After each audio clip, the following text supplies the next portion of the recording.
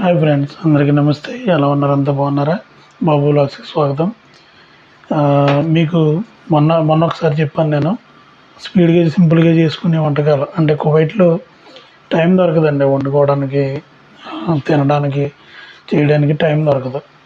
So ఉన్న టైంలోనే స్పీడ్గా చేసుకోవాలి. కాబట్టి మొన్న నేను కొన్ని సలాడ్ తోటి ఎగ్ ఫ్రై అనేది చేశాను. సేమ్ అదేవిధంగా ఈరోజు మరొక వంటకం మీకు చూపిస్తాను. ఇదేంటంటే తునా డబ్బా అంటారు. తునా డబ్బా అంటే తునా చేపని ఒక బాక్స్లో చిన్న చిన్న పీసెస్ కింద కట్ చేసి దాన్ని బాయిల్ చేసి దీన్ని డబ్బాలో పెడతారు.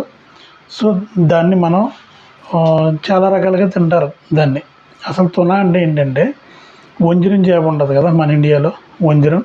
ఆ వంజరాన్ని పీసెస్ కింద కట్ చేసి దాన్ని బాయిల్ చేసి దాన్ని ఈ డబ్బాలో పెట్టి మనకి ఇస్తారన్నమాట.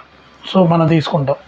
సో అదేవిధంగా మనకి దీన్ని ఎలా తినొచ్చు అంటే ఈజిప్షియన్స్, లేదంటే బంగ్లాదేశ్ వాళ్ళు, లేదంటే ఇండియా వాళ్ళు, చాలామంది ఈవెన్ ఇండియా వాళ్ళు కూడా, అన్ని దేశాల వాళ్ళు కూడా ఉట్టిగా తినేస్తుంటారు. ఉట్టిగా అంటే ఎలా, ఒక కబూజ్ తీసుకుని, కబూజ్ అంటే రోటీ ఇక్కడ దొరికి తక్కువ రేట్లో 50 ఫిల్స్లో సాధారణ పర్సన్ కూడా కొనుక్కునేది కబూజ్. ఆ కబూజ్ తీసుకుని దాంతో ఈ చేప డబ్బాని మిక్స్ చేసుకుని తింటూ ఉంటారు.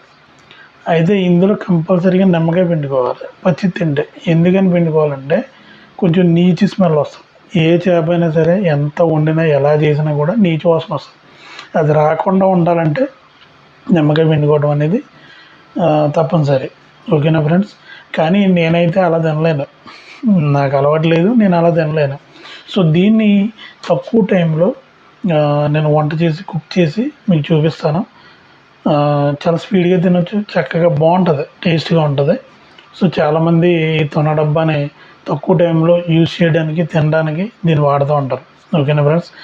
అండ్ వన్ మోర్ థింగ్, ఇంకొకటి ఏంటంటే నా వ్లాగ్స్లో ఇవే కాకుండా ముందు పెద్ద వీడియోస్ కూడా పెడతాను, లాంగ్ వీడియోస్ కూడా పెడతాను. ఈ లాంగ్ వీడియోస్లో మీకు ఏమేమి చెప్పాలనుకుంటున్నానంటే, నేను అసలు ఛానల్ పెట్టడానికి కారణం ఏంటంటే,